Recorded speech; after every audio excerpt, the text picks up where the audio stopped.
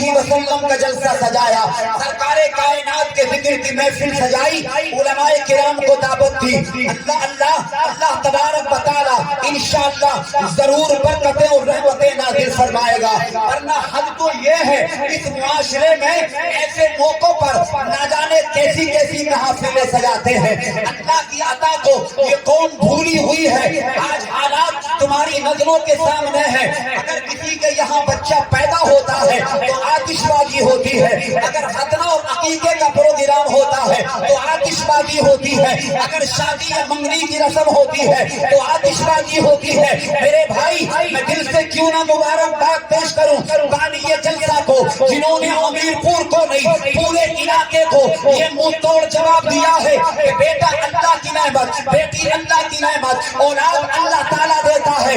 ساری زندگی انسان کوشش کرے، ڈاکٹروں کے چکر لگاتا رہے، تعویذات پہنتا رہے، حکیموں کے نسخے کھاتا رہے، مگر جب تک وہ اولاد والا نہیں ہوتا، جب تک اللہ کا کرم نہیں ہوتا، جب تک اللہ کی عطا نہیں ہوتی، خدا کی قسم دیتا اللہ ہے۔ اللہ تبارک و تعالیٰ اولاد عطا کرتا ہے۔ اتنا کافر ہے وہ دنیا میں رہنے والا انسان، ارے بیٹا اللہ دیتا ہے، شیطان کو راضی کرتا ہے، نعمتیں اللہ دیتا ہے، وہ شیطان کو راضی کرتا ہے۔ اللہ کی قسم کھا کے کہوں، جو اللہ کا شکر ادا کرتے ہیں اللہ کی نعمتوں پر، اللہ تعالیٰ ان کی طرز زندگی سے خوش ہو کر ان کی زندگی میں اور زیادہ بہاریں عطا فرماتا ہے، اور زیادہ برکتیں عطا فرماتا ہے۔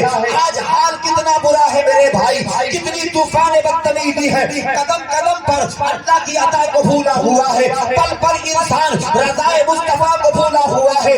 یہ کام جو ہوا ہے اللہ میں ذمہ داری کے ساتھ ان مقدس شعراء کرام کی جماعت میں یہ ذمہ داری سے کہہ دوں کہ یہاں عاقل مولانا آبادی کی دعوت نہیں ہوئی ہے، سید صاحب کی دعوت ہی نہیں ہوئی ہے، مفتی گلفام صاحب کو ہی نہیں بلایا گیا ہے، نقیب جلسہ جناب ناصر کمالی صاحب کو ہی نہیں بلایا گیا ہے، بلکہ اللہ یہ کہنے دیا جائے کہ یہاں آج جلسے میں، اس تقریب میں، اس گھر میں آج میرے مصطفیٰ کی بھی دعوت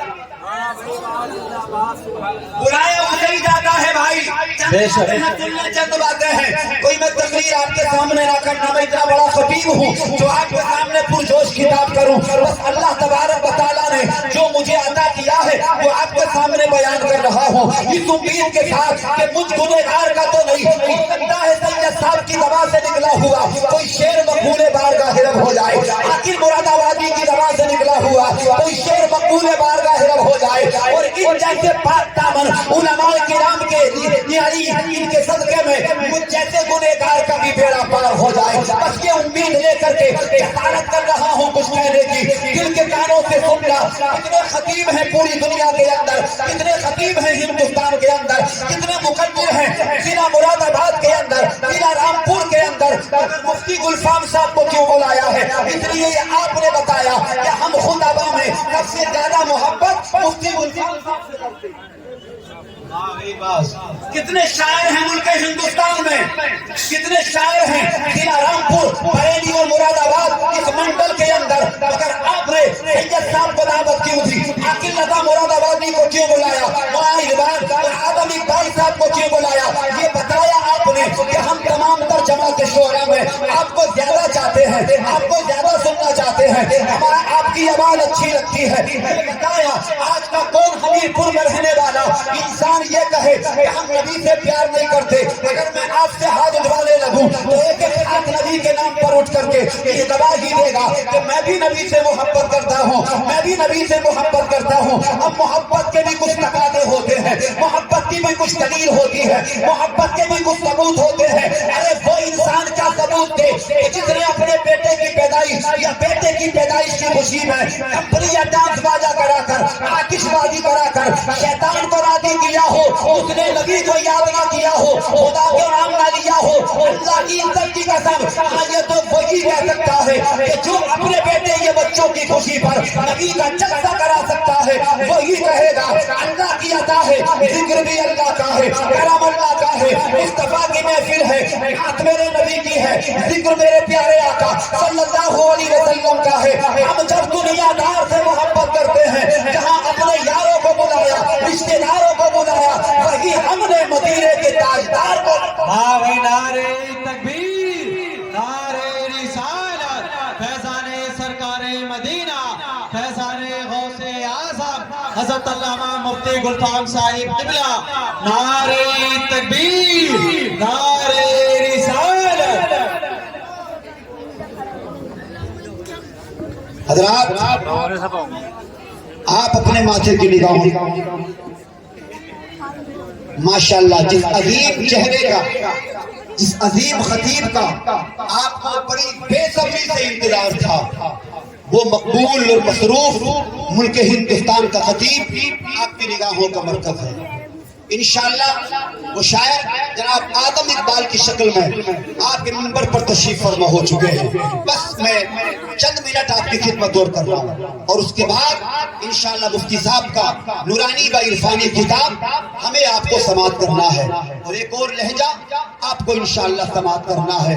تھوڑی دیر آپ انشاءاللہ برداشت کریں، درود پاک پڑھیے گا ذرا دل کے ساتھ، اللہم صلی علی سیدنا مولانا محمد وآلہ وسلم، صلو علیہ صلاۃ و سلام علیک یا رسول اللہ صلی اللہ تعالی علیہ وسلم۔ میرے بھائی بس میں آپ کے سامنے یہ چند جملے رکھ رہا ہوں۔ ہم کہتے ہیں ہم نبی سے محبت کرتے ہیں، ایمانداری سے بتاؤ اپنے بچوں کی خوشی میں ڈانس کرانے والا باجے گاجے سے اپنے بیٹے کی بارات لے جانے والا کیا نبی سے محبت کرتا ہے؟ اپنے گھر میں بھانگڑا کرانے والا کیا نبی سے محبت کرتا ہے؟ اپنی چھت پر چڑھ کر کئی بیٹیاں چھوڑ کر آتش بازی کر کے پوری بستی کو پریشان کرنے والا کیا نبی سے محبت کرتا ہے؟ نہیں، جھوٹا ہے، باقی ہے، دغاباز ہے، بے وفا ہے، دھوکے باز ہے۔ یاد رکھو مسلمانوں، یہ آتش بازیاں ختم کرو، اللہ کا پیار ہے تم پر، اتنے گناہ کرنے کے باوجود بھی تم سلامت ہو سلامت، ورنہ منٹ نہیں رکھتے ہیں۔ جس بچے کی خوشی میں تو پیٹیاں لے کر چھت پہ چلا ہے، ذرا سی دیر میں ہم نے وہ بچے مشینوں میں لے کے فون لگاتے ہیں پھر یاروں کو رشتے داروں کو انتظام رکھنا ہے پیسے کا، 10,000 پردے کا خرچہ ہے، 5,000 پردے کا خرچہ ہے۔ اب اگر تیری ماں نے دودھ پلایا ہے، اب کر آتش بازی، اب چھوڑ بیٹیاں، کہاں چلی گئی تیری بیٹیاں؟ اب سب کچھ ختم ہو جاتا ہے، اب گھر میں ماتم ہے، کھانا بھی نہیں بن رہا، سب مایوس ہے۔ کیا ہوا؟ بچے کی طبیعت خراب ہو گئی، ڈاکٹروں نے مشینوں میں ڈال دیا۔ ارے ڈر اللہ کے خوف سے، اللہ کے جلال کو دعوت مت دے۔ اللہ فرماتا ہے اما بنعمت ربک فحدث، میری نعمتوں کے چرچے کرو، میری نعمتوں کو عام کرو۔ یہ اللہ کی نعمت ہے، اس کا چرچا اس انداز سے ہونا چاہیے۔ اللہ کی قسم جو آج ہو رہا ہے اللہ بھی راضی ہے، اللہ کا رسول بھی راضی ہے۔ میرا ایمان کہتا ہے آنے والی نسلیں دین کی غدار نہیں، مصطفیٰ کی سچی وفادار۔ یہ سوچنے اور سمجھنے کی ضرورت ہے، عمل کرنے کی ضرورت ہے۔ آج قوم مسلم رسوا ہے ہر جگہ، آج قوم مسلم بدنام ہے ہر جگہ، اخلاقی تبوحالی، اخلاقی پستی کا ہم لوگ شکار ہیں۔ کیا ہوا صاحب؟ ہم پٹ گئے۔ کیا ہوا؟ ہم ذلیل ہیں۔ اپنے گریبان میں جھانک کے دیکھ، مفتی گلفام صاحب سے پوچھ تو کیوں پریشان ہے؟ وجہ کیا ہے جو رسوا ہے؟ وجہ کیا ہے تو ذلیل ہے؟ تو مفتی صاحب تجھے جواب دیں گے، کہیں گے قرآن کے ذریعے قرآن سے حوالہ دیں گے۔ اللہ فرماتا ہے وما اصابکم من مصیبت فبما کسبت ایدیکم۔ ارے تو جو اپنے آپ کو پریشان دیکھ رہا ہے یہ کوئی اور نہیں، تیرے ہی تو ہاتھوں کے درس قرآن اگر ہم نے نہ بھلایا ہوتا، یہ زمانہ نہ زمانے نے دکھایا ہوتا، کامیابی تو تیرے قدموں کے بوسے لیتی۔ سر اگر تو نے نمازوں میں نہ نمازوں کا تو آج تک تجھے شوق ہوا، نہ اسلام کی باتوں پہ عمل کیا، نہ قرآن پہ تو نے عمل کیا۔ میرے بھائی کیا رہے ہیں؟ مودی بیکار ہے، یوگی بیکار ہے، پرائم منسٹر کو کوس رہے، چیف منسٹر کو کوس رہے۔ کسی کو مستوس اپنے گریبان کے بٹن کھول، اپنے آپ میں جھانک کے دیکھ تو کتنا صاف ستھرا ہے، تو کتنا پاک ہے۔ پڑوسی سے تو جلتا ہے، بہار سے تو جلتا ہے، دن بھر برائیاں تو کرتا ہے، راہوں پہ جھوٹ تو بولتا ہے، قیمت اور چگلی تیرا معیار بن چکا ہے۔ دل صاف ستھرا ہو جائے گا، زمانہ اچھا ہو جائے گا، تو یہاں بھی کامیاب ہو جائے گا انشاءاللہ، قبر اور میدان محشر۔